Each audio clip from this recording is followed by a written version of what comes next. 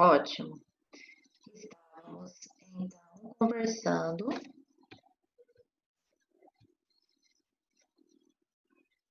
acerca do princípio,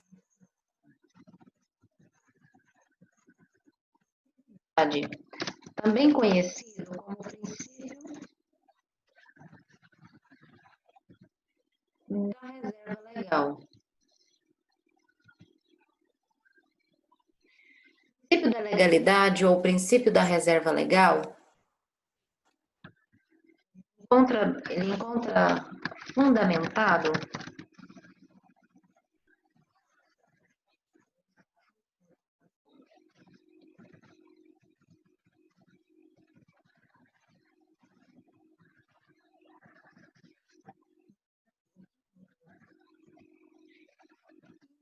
no 39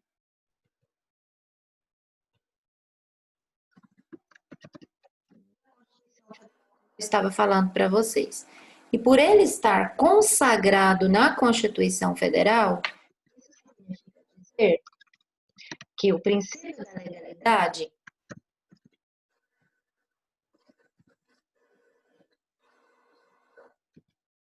pétrea. E o que significa uma cláusula pétrea? Uma cláusula pétrea significa que não pode ser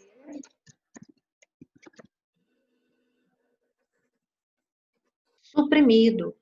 Então, o princípio da legalidade da reserva legal, por ele estar consagrado na nossa Constituição Federal, ele não pode ser retirado. Ele não pode ser suprimido. Justamente por quê? Porque ele é considerado uma cláusula pétrea. E aí, pergunta para alguns doutrinadores. No seguinte sentido, tá, a ação do princípio da legalidade é o artigo 5º, inciso 39 da Constituição Federal. E ele também tem fundamentação legal lá no Código Penal. No artigo 1º do Código Penal, ser cláusula pétrea, ele pode ser retirado, ele pode ser suprimido em algum momento? Não, jamais. E nós temos também o artigo 62 da Constituição Federal, trata justamente da competência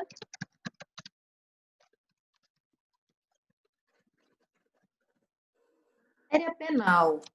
E de acordo com o entendimento do artigo 62, somente lei pode tratar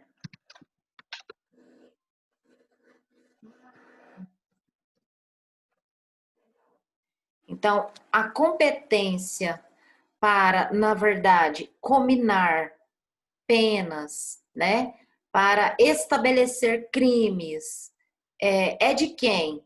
É da nossa União, né? É exarada mediante uma lei. E aí uma pergunta doutrinária é feita no seguinte sentido: é possível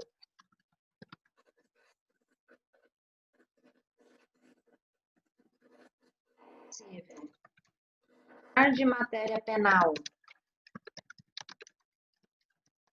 mediante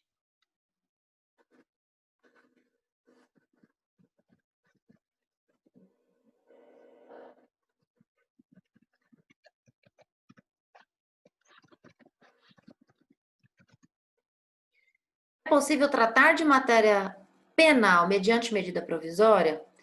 E aí você me pergunta, peraí, professora, não entendi.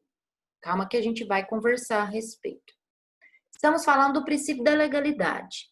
Estamos falando que não há crime sem lei. Então, não há crime sem ter uma lei. Então, a lei, ela é que vai tratar a respeito de cominação de penas, a respeito, tudo ligado à matéria penal, a competência é mediante uma lei. Contudo, uma pergunta, ela é feita a respeito da medida provisória. Medida provisória, seria possível tratar de alguma matéria penal mediante, ao invés de uma lei, mediante uma medida provisória? E aí, nós temos uma... Apesar de termos a consagração do artigo 62 da Constituição Federal, trazendo, né, essa competência que, na verdade, tem que ser mediante uma lei, nós temos o entendimento que sim,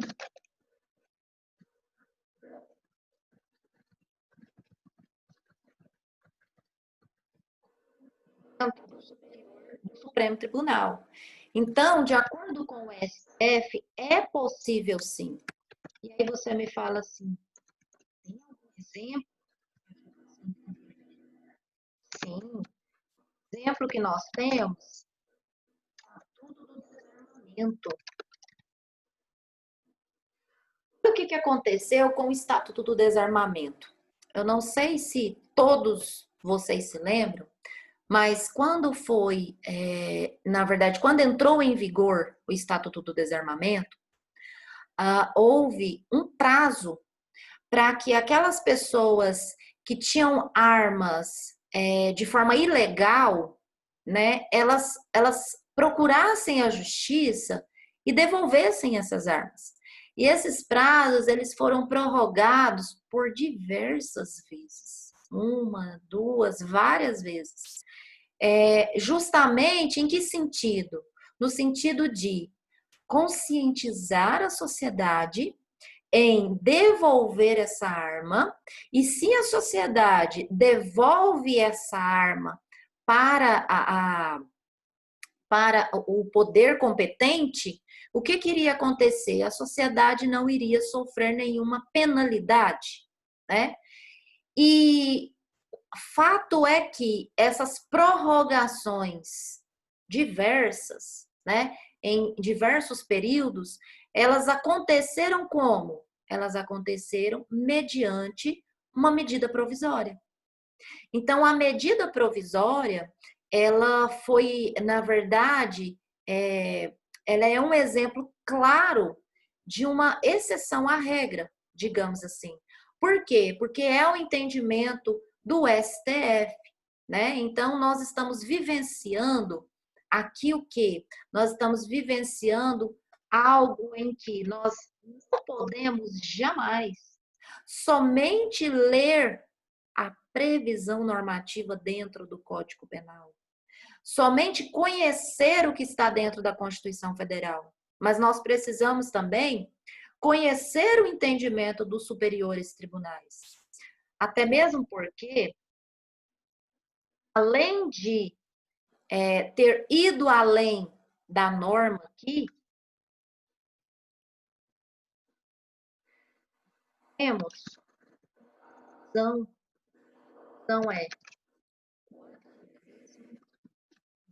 judicial, matéria penal. Então, a gente precisa conhecer Código Penal, Constituição, e a gente precisa também conhecer teor de súmulas, tá? Vamos prosseguir um pouco mais? Vamos lá. Inclusive, alguns autores dizem que o STF, só para fechar aqui, ele tem o monopólio da lei, tá?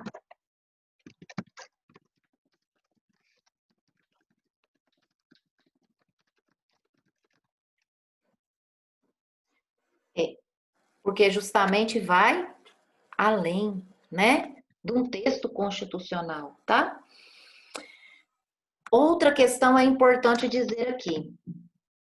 É até possível acontecer, né, um fato como este. Contudo, é muito importante trabalhar que dia ela também pode ser aplicada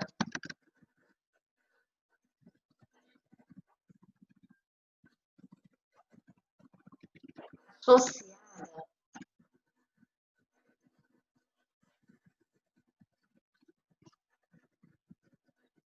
princípio da legalidade.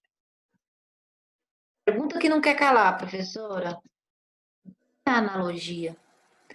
Analogia nada mais é do que ter um julgamento em uma certa comarca e eu ter por base esse julgamento, por semelhança, essa decisão que me aproveita em outra comarca ou em outro processo, e eu pedir uma decisão aqui deste outro ponto, porque por analogia.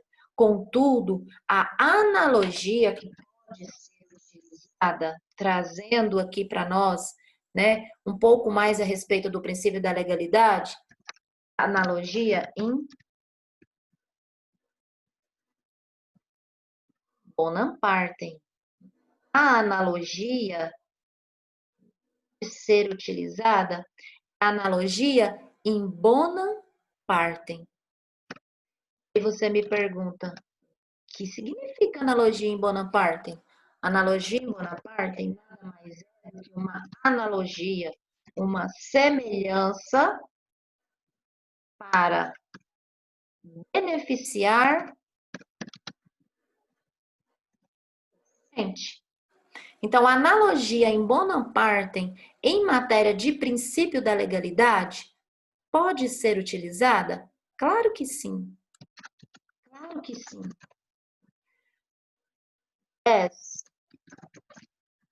Analogia Bonaparte, ou seja, para prejudicar o agente, pode ser utilizada. Ela não pode ser utilizada porque nós vamos aprender daqui a pouco a respeito da retroatividade da lei penal. O Código Penal prevê que a lei penal ela não retroage, ela não volta, e a gente vai conversar esses aspectos, salvo para benefício do réu. Então, para beneficiar o agente, aqui a analogia associada ao princípio da legalidade pode ser utilizada tranquilamente. Contudo, se for para prejudicar o agente, não pode ser utilizada, tá certo?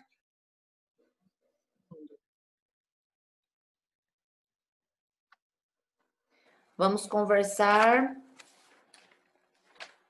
agora acerca da origem do princípio.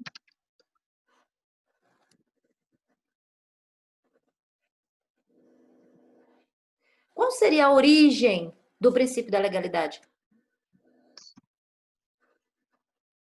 Muitos lembram do nullum crimen?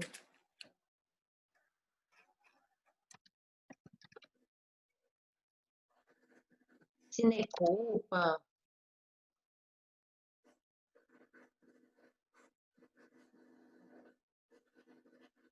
pene lege, né? E o que significa?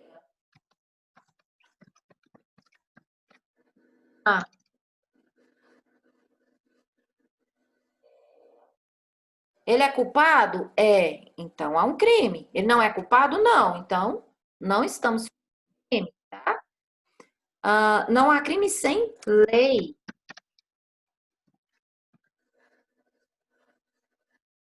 Isso significa o quê? Nullum crime sine lege. Muitas vezes que nós nos utilizamos de algumas expressões nos remete a direito romano. Sim ou não? Claro. Para vocês. A base, que é a origem do princípio da legalidade, que é tão importante para a gente, é advindo do direito romano? Não. Direito inglês, tá? Então, nós temos aí como origem do princípio da legalidade o direito inglês, consagrado lá na Inglaterra, na Carta do Rei. Olha o nome do rei. João Sem Terra. Que ano? Mais ou menos. 1215, tá? Temos lá a consagração do princípio da legalidade ou da reserva legal do direito inglês e não do direito romano. Apesar de nos utilizarmos, né, de tantas palavras que nos remete ao direito romano, mas na verdade não tem essa base, essa origem lá. A base é justamente na carta do rei João Sem Terra, de 1215, do direito inglês, tá? Essa é a origem. O que aconteceu? Depois de 1215, esse princípio da legalidade consagrado aqui, ele ficou esquecido durante muitos tempos e ele retomou, na verdade, a ser lembrado nas doutrinas, quando você estuda a história do princípio da legalidade, no século XVIII,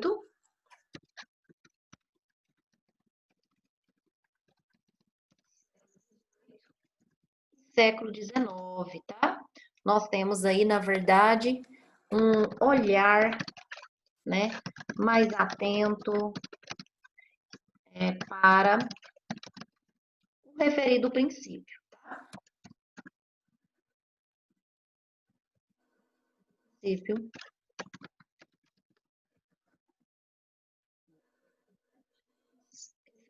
no esquecimento. Mas no século XVIII, século XIX, nós tivemos aí um olhar mais atento, tá? Com relação à aplicabilidade, né? Aí do princípio da legalidade, tão importante. Até mesmo porque, gente, pensem, o poder todo, ele simplesmente se concentrar nas mãos de um só, né? Do soberano.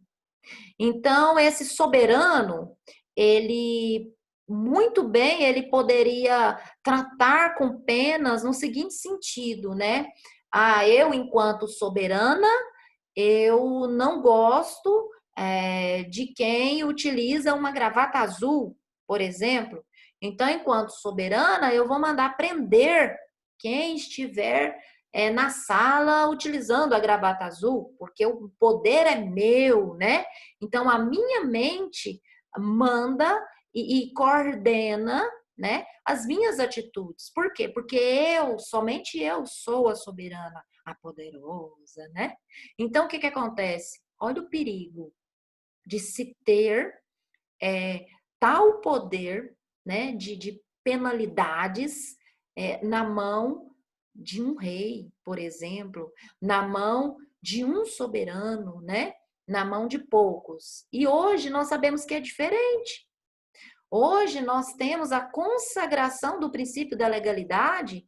Em que sentido? No sentido justamente que não há crime. Se não houver o quê? Se não houver lei. Não há pena. Se não houver o quê? Uma prévia combinação legal. O que é prévio? Já tem que estar previsto. E aí, eu digo para vocês o seguinte sentido, que um princípio muito importante a ser destacado, todas as vezes que nós conversamos a respeito do princípio da legalidade, é que o princípio da legalidade, pensando em destinado, ele é destinado todos, tá? Pasmem, eu não sei se todos têm o conhecimento, mas Franz von dizer que o Código Penal é carta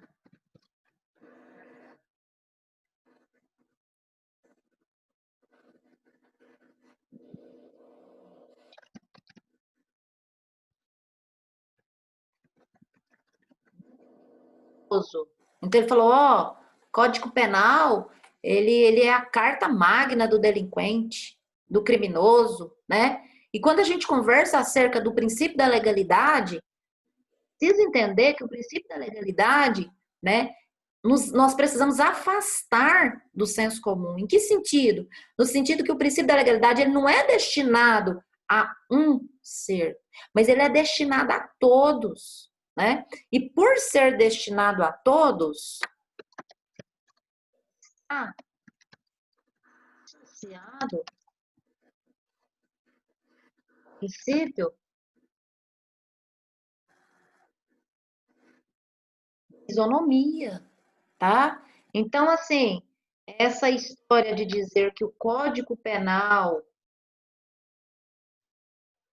ele está destinado apenas, né, ao delinquente, ao criminoso, mas nós vamos perceber que o Código Penal em si, os princípios em si, eles estão aqui para frear.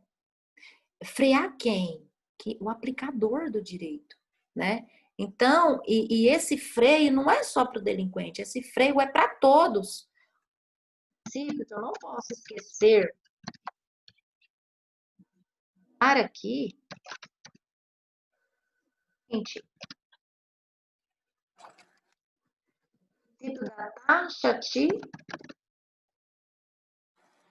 da taxatividade, pelo princípio da taxatividade, tem-se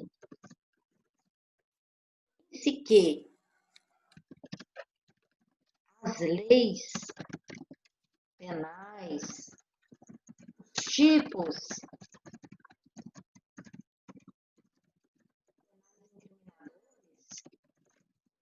devem ser claros, objetivos e jamais vagos.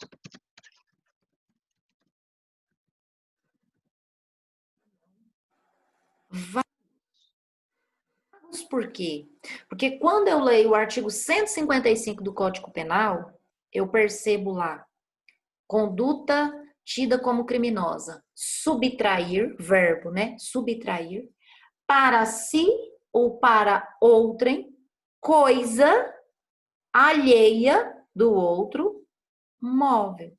Então eu percebo ali, tá vago? Não, tá completo. Há o termo subtração, há o bem jurídico ali tutelado, que é o patrimônio. Então tá completo. Então, se tá completo, não tem margem para dúvida. Então, o legislador, na hora de estipular a pena, ele vai se remeter aonde? Ele vai observar o quê?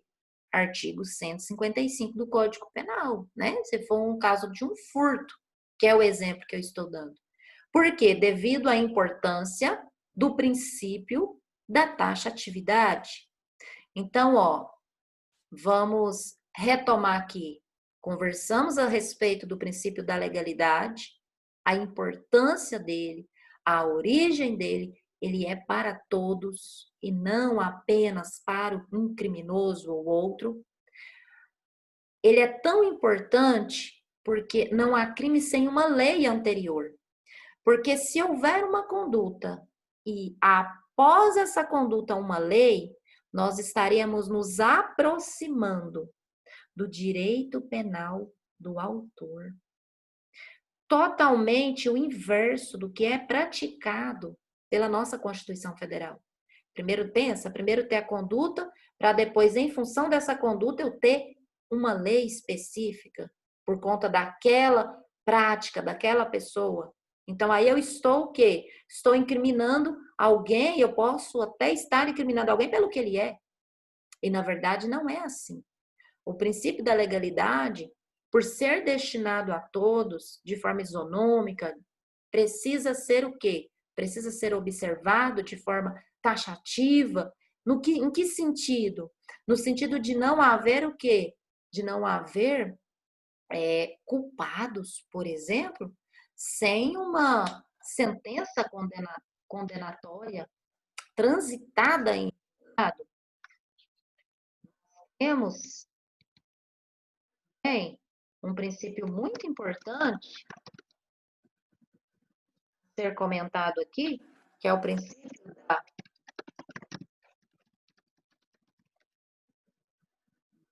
presunção da inocência. Então, você e eu, nós somos o quê? Nós somos inocentes. Até que haja sentença com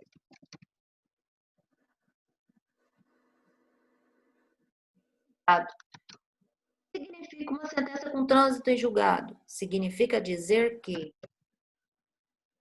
cabe, já teve, a defesa já falou, já teve uma sentença, já teve prazo para interpor algum tipo de recurso. Após o expirar desse prazo, né? Essa sentença ela será declarada o quê? Essa sentença será declarada uma sentença com trânsito em julgado. Por ser uma sentença com trânsito em julgado, não cabe mais recurso. Só então alguém poderá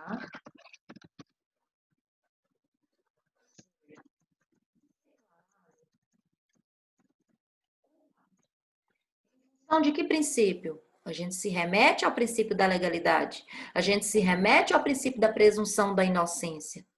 No sentido de quê? No sentido justamente de levar em consideração não apenas uma pessoa específica, mas a conduta dessa pessoa. Então,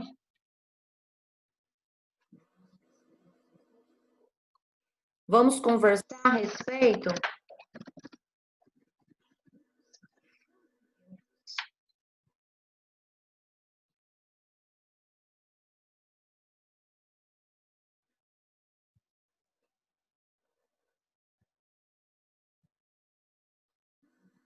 aqui. Fundamentos, reserva legal. Ou seja, fundamentos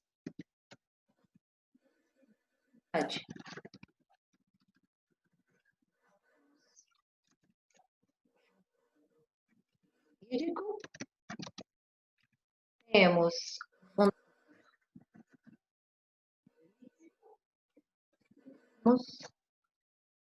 fundamentos. Esse é o nosso último tema da nossa aula, tá? Fundamentos da reserva legal. Nós temos como fundamento um fundamento de cunho jurídico. Que cunho jurídico é esse? Significa dizer que é necessário atividade, não haver dúvidas na hora o quê? Na hora de se incriminar alguém. Político por quê? Pense.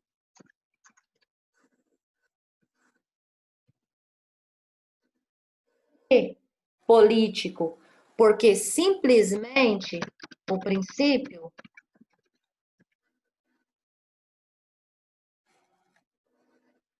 serve,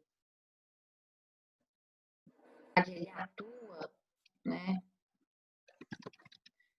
Serve, atua como um escudo. São para quem? Para mim e para você. Para sociedade. E ainda digo mais, analisando os fundamentos da reserva legal com relação ao fundamento político. Ele ainda é chamado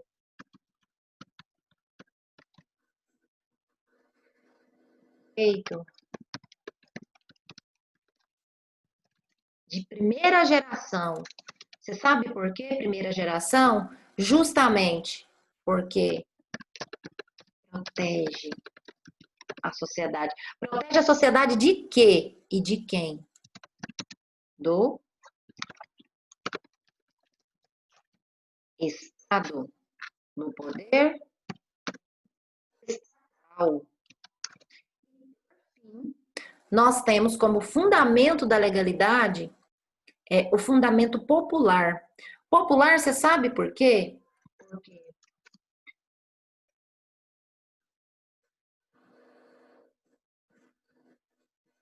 nós estamos num Estado democrático de direitos. Então, o povo, ele escolhe de quê, gente? Do voto. Seus representantes. Escolhendo seus representantes,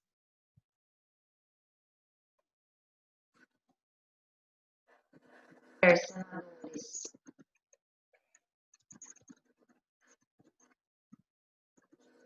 deputados,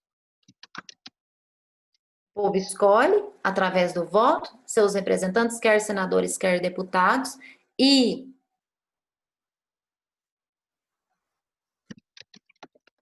o poder emana de quem? Ouviu falar? O poder emana do povo, né? Então, justamente esse fundamento da reserva legal é porque, na verdade, o nosso poder, os nossos representantes